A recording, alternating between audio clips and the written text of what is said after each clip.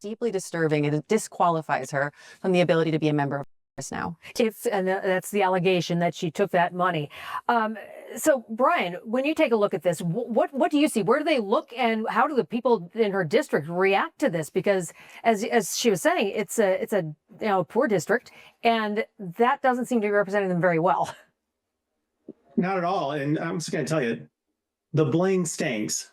That's these types of cases. And what I mean by that is, for our audience, when you're dealing with these types of cases, whether, embezzlement, all these things sounds like fancy terms. They all come down to, did somebody like the congressman get something she shouldn't have, like COVID relief dollars? Did she keep it, which they're alleging that she did, and that she moved it through, and her brother through these companies or the different phantom and straw type of things?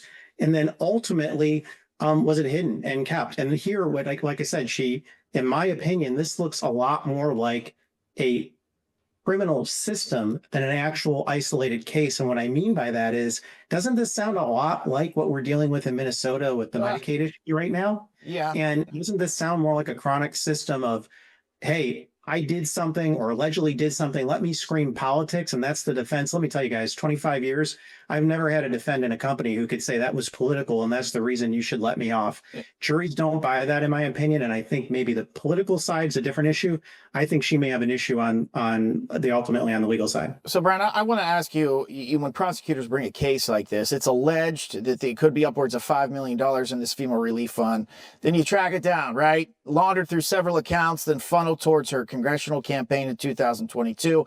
Also, this Tiffany's ring that she had on. How concrete typically is the evidence in a case like this? Well, I'm going to use another analogy. Anyone see the movie Goodfellas? Remember when the Robert De Niro characters, they have this big heist and people are coming in with new Cadillacs, Bob, and new, mink coats and stuff on. He says, I don't care what. Get it back. Take it back, right? The bling stings, guys. Brielle's right. And you guys were talking about that ring. Whoever photoshopped that, if it was a staff member, they put themselves into, don't you think they're going to talk when you start talking to FBI agents and you start talking to federal folks? Let me tell you, they are going to talk. So I think this evidence really, and whatever the decision was to do with this Christmas posting, was potentially historically stupid. But the bigger issue, Bob, again, I keep coming back to, is we seem to have a system now where political defendants are getting an opportunity that a normal defendant would not get.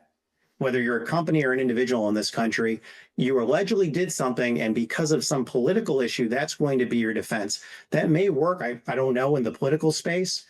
I don't think that works often with juries. They're going to look at that ring, they're going to hear the evidence, and let me just tell you, I like the prosecution's case a lot. Okay, and just so the audience knows, we are going to talk about Minnesota.